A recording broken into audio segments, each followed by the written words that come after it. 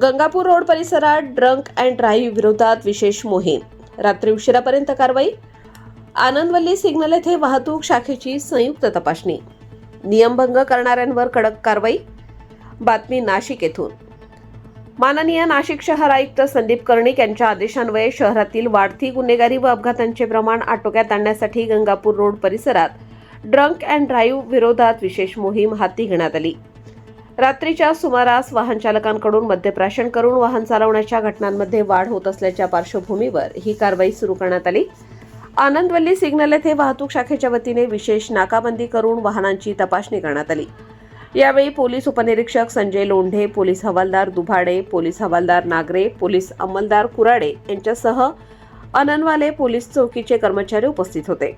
मद्यप्राशन करून वाहन चालवणाऱ्या वाहन चालकांची ब्रेथ अॅनालायझरद्वारे तपासणी करण्यात आली.